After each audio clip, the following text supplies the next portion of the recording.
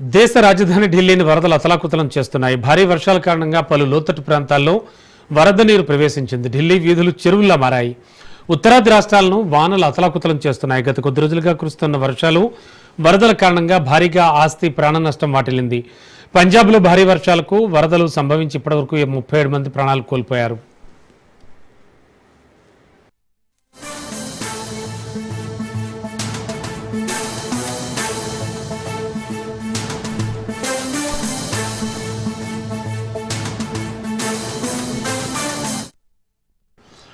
అటు పంజాబ్లో దాదాపు 1655 గ్రామాలు ప్రభావితమయ్యాయి.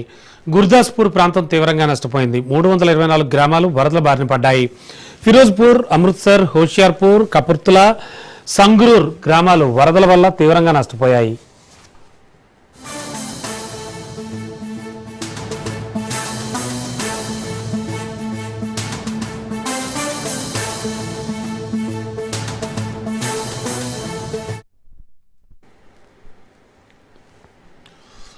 దేశ రాజధాని ఢిల్లీని భారీ వర్షాలు ముంచెత్తుతున్నాయి. న్యూఢిల్లీలోని నిగమ్ బోధ్ ఘాట్ సమీపంలో రింగ్ రోడ్డు దగ్గర యమున వరద నీటితో మోకాల్లోతు నీళ్లు ప్రవహిస్తున్నాయి. దీంతో ప్రయాణికులు ఇబ్బందులు పడుతున్నారు. ఓల్డ్ రైల్వే బ్రిడ్జ్ దగ్గర కూడా యమున ఉధృతంగా ప్రవహిస్తోంది. ప్రస్తుతం యమున నీటి మట్టం 207.48 మీటర్లు ఉంది. గత 2 రోజులుగా కాశ్మీర్ లోయలో కురుస్తున్న భారీ వర్షాల నేపథ్యంలో వరదలతో కాశ్మీర్లోని విద్యా సంస్థలు రెండో రోజు కూడా మూసివేశారు.